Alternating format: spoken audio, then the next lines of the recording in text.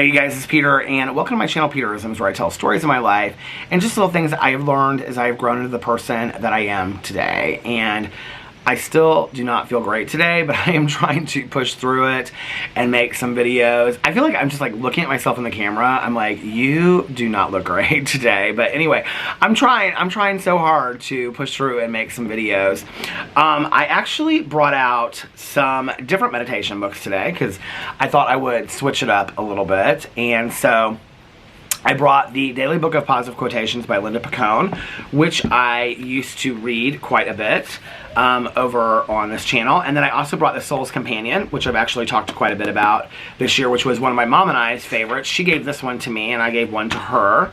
And then one of my favorite meditation books, which is Meditations for Living in Balance, Daily Solutions for People Who Do Too Much. And then I also brought out the Nightlight by Amy Dean, a book of nighttime meditations, which you guys know I love this one so much. Wouldn't it be interesting if I got through all 4 meditations today? That would be crazy, wouldn't it? So let's start with the Daily Book of Positive Quotations. And then let's go on to Meditations for Living in Balance, The Soul's Companion, and then let's finish with Nightlight by Amy Dean. I'll probably do one meditation. I'll be like, okay, I'm going to save the others for another day. And whether they apply or they're like meditations that I really want to, like sometimes I open these to read on here and I'm like, oh, this isn't what I really want to talk about today. But I'm going to show you guys how I do it, like in real time, like when I'm sitting down with the meditations. I'm not drinking coffee right now, but I'm drinking Diet Coke. And I also made this Pedialyte earlier, which I haven't even started to finish yet. It's still like 3/4 full. So if I was just sitting out here doing my prayers, my gratitude list, and my meditations, this is how I would do it. Whether I love the meditations or not, I would just read them and I would say, well, this is what the universe is trying to say to you today. Okay, so let's read them straight through. Give a little bit of commentary discussion on these, and we'll move on to the next one. See what they have to say to us. See what the universe is speaking to us today. Okay, so from the Daily Book of Positive Quotations by Linda Picone, I have these all linked underneath in my Amazon storefront. Well, I think I have this one linked underneath I have a bunch of meditation books linked in my storefront. I haven't updated it in a very, very long time. It says this in the description box, but I just want you to know, if you buy any of these books that I mention from that Amazon storefront over there, I do make money off that link. So if you want to go to Half Price Books or Goodwill, or a lot of these books are through Hazelden, which is a treatment facility in Minnesota. Like, for example, you can see this one says Hazelden Meditations. Hazelden Meditations has fantastic meditations, these little meditation and positive affirmation books.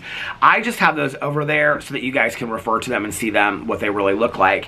If you choose to buy from them, though, I do want to let you know that they are affiliate codes. I am a affiliate partner with Amazon, and so I do make money if you buy it from that link, just to make that clear. Okay, so let's get in here, and the Daily Book of Positive Quotations. Today is October 13th, Friday the 13th. Are y'all superstitious? I am a little bit, I think. Okay, saying it hot. Oh, this will be interesting. Be still when you have nothing to say. When genuine passion moves you, say what you've got to say, and say it hot. D.H. Lawrence. When people speak with true passion, we know it, we can feel it, we're drawn to them. A fact that good politicians understand.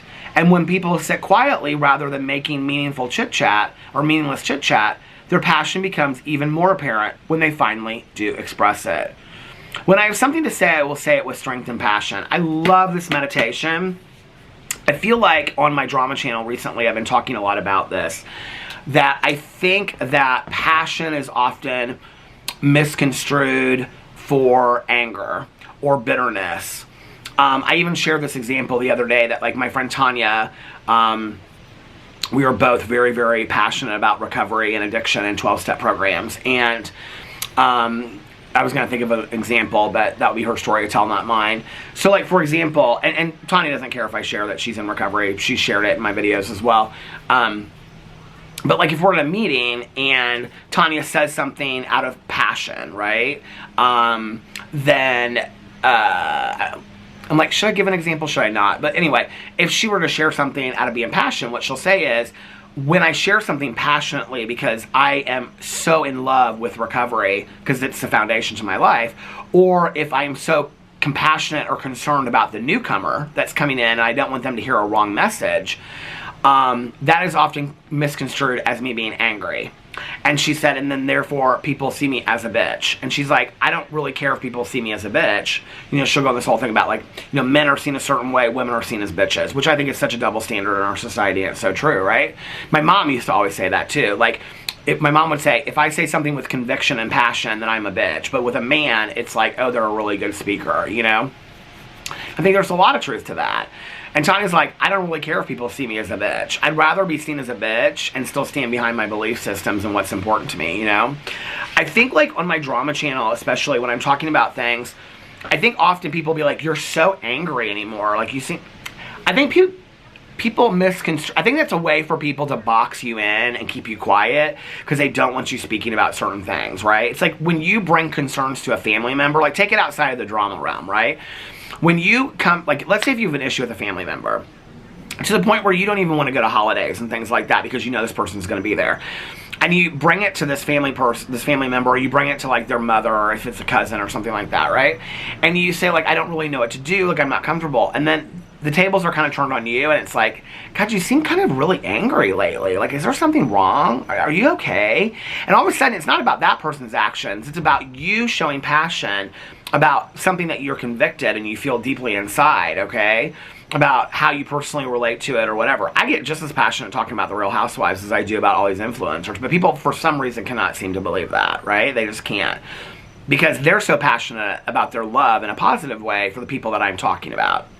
So what we're talking about is passion, but people can't see it that way. They see it as hatred, they see it as anger and things like that, even to go so far as to put words like bullying on it. Well, I think that, you know, if you're concerned about somebody being angry, and then you come to them and you say, you seem really angry, you seem really bitter, and they go, no, I'm really passionate about this, maybe take them at face value for that. Maybe if they're not passionate and they're just angry, that's theirs to work out and figure out, right? But in my personal life, I can remember many times when I've come to people feeling passionate about something, and for it to get turned on me and then be like, you're really angry. Like, why are you so angry about this? You know what? They can blow it out their ass. These are people that are not in my life today, right? Because I felt like my concerns weren't being listened to. So, they're not in my life today. But I think that,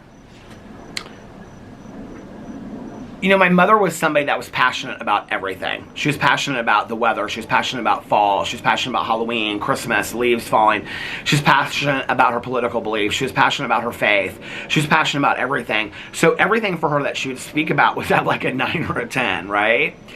I do believe that when you save some of it, okay, and you don't speak constantly, and that's probably part of my fault, is I'm very like my mother in that, very much like my mother in that I'm like very passionate, like an 8, 9, or 10. But if you're not like that always and you save some of it, then when you do speak with passion, people really tend to listen to you. You know what I mean? All right, let's go on to the meditations for living in balance. That was a good meditation, though. Okay, October 3rd. Oh, turn right to it. Being of service. Serving God is doing good to man, but praying is thought an easier service and is therefore more generally chosen. Benjamin Franklin. So many of us would like to be of service if we just knew how, and we're daunted by the prospect. Actual service is so personal. It's so hands-on, and let's admit it, some of us feel shy and inadequate when it comes to doing service directly. We'd rather give money, a good thing and not very personal. We'd rather pray, more sanitized and again, not personal. We feel better after both. Still, nothing can substitute for doing something for someone else, personally. There is something about this particular activity that adjusts the vertebrae of our very being. We don't have to do anything big. We can build our service muscles through small tasks, such as helping an elderly person, picking up trash, letting someone who is in a hurry go before us in the checkout line. Regardless of what we do, service is a prayer, and we need all the prayers we can get to balance our lives. Do some kind of service every day, and you will start seeing opportunities for more. Service is kindness in action. I love this meditation. You know, service is a big thing in recovery, of being acts of service and being of service to others and things like that. And in recovery, we talk about like service positions or doing things for other addicts and alcoholics. I think outside of that realm, I constantly felt like I should be sitting on volunteer boards or sitting on boards or doing volunteer work and things like that, right? Which with my social anxiety and now my ability to get around, it's difficult for me to do those things, right? Or I made it difficult. I could have pushed through and done those things, but I didn't. I had a friend of mine that recently, we were in a meeting, I'm not going to share exactly what it was, but she does something crafty, right? And she was talking about how what she realized was she could take something that she loved and she could turn it into service. I probably mentioned this on my vlog what it was, because it totally like switched my whole mindset about things. And so for example, like if you like to make cookies, this wasn't what it was, but if you like to make cookies, then make cookies and bring them to every meeting that you go to, because you love to make cookies anyway. That's a way of being of service. Then there's people there that maybe they haven't had anything to eat, or maybe they haven't had a cookie in a long time, or it's just cheering them up, it's making them happy. But you know, a lot of like meetings have like cookies and things like that, or donuts or candy or whatever. So by you making cookies, since that's something that you love to do anyway, and bringing a plate of cookies, that's being of service. It doesn't have to be these huge gestures. Well, that was something that took me a long time to realize.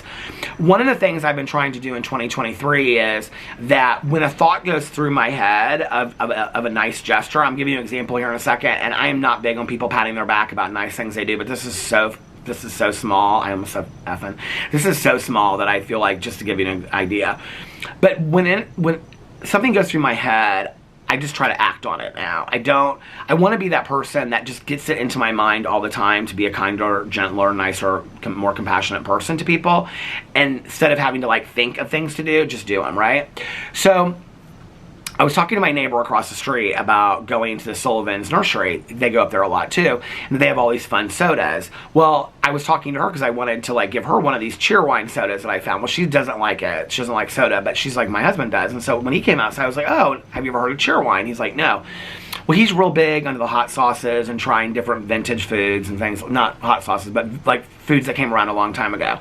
So I was like, well, I'm going to get you a bottle of this. No, you don't have to do that. So anyway, we did, and I chilled it for him and walked across the street and whatever. Okay, although that might not seem like a huge act of service, going out of your way to be kind to somebody, or, you know, like he always asks me, like when we're going out of town, like, do you need me to get your mail? Do you need me to take your trash cans? I mean, that's an act of service that he does, right? Like, he doesn't have to do those things. It's just genuinely from the bottom of his heart. There's so many ways to incorporate what you do in a day, or what you love to do every single day, to incorporate that into service for others. It doesn't have to be these big gestures, you know? I think that once we just start acting as better people and putting good out there into the world, it will start coming more naturally to us. So that was another great meditation. All right, 2 for 2. Let's get into the Soul's Companion. I'm just like bolting through these today, aren't I?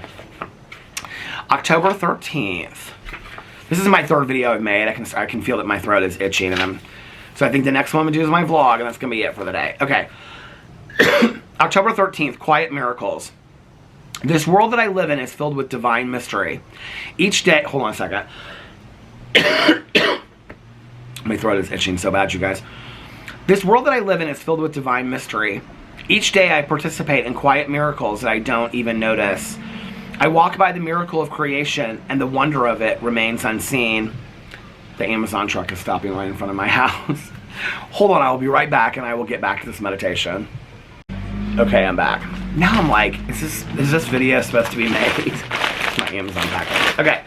Let's start this whole meditation over from the Soul's Companion by T.N. Dayton, PhD.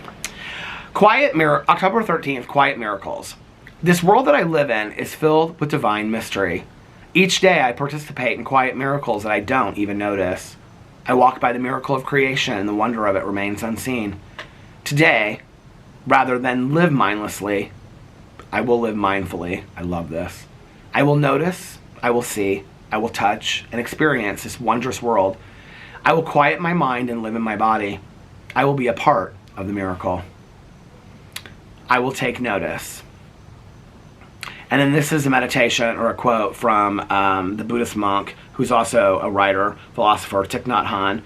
I like to walk alone on country paths, rice plants and wild grasses on both sides, putting each foot down on the earth in mindfulness, knowing that I walk on the wondrous earth. In such moments, existence is a miraculous and mysterious reality.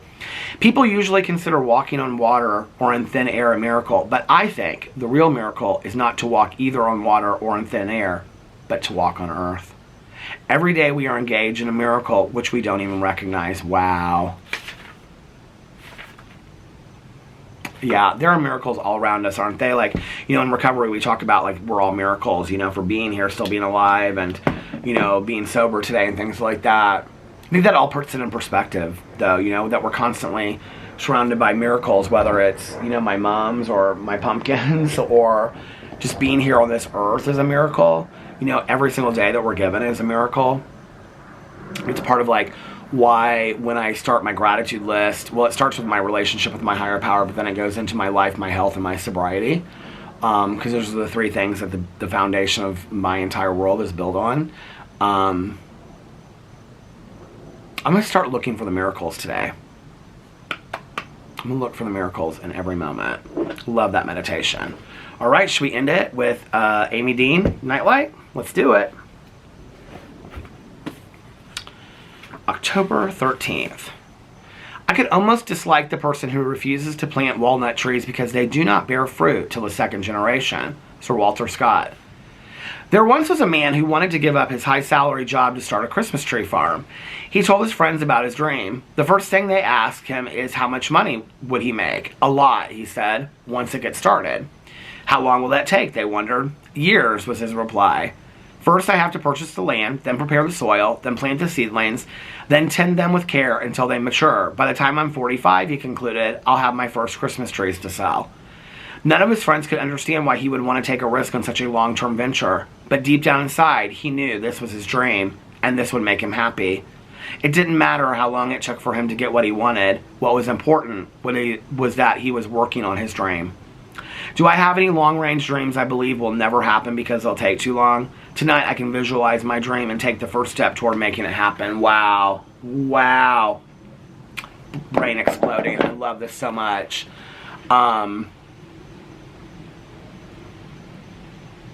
I think that my life started changing the moment that I realized that my dream of my life, that my ultimate goal, my ultimate dream was to live the best life possible.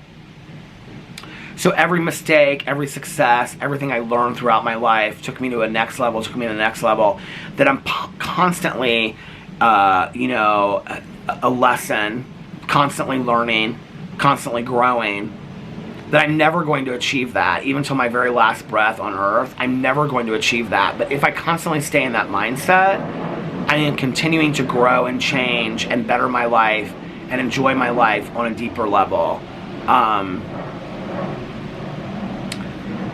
I'm such a lover of, I can remember, you remember that they used to say the journey is the destination, or that it's not the journey, it's the destination. And I remember I was watching this commercial, came out years ago, because I used to drive a Nissan Pathfinder, and so it was around the time that happened, that I was driving that, or right after that, that they came out with a commercial.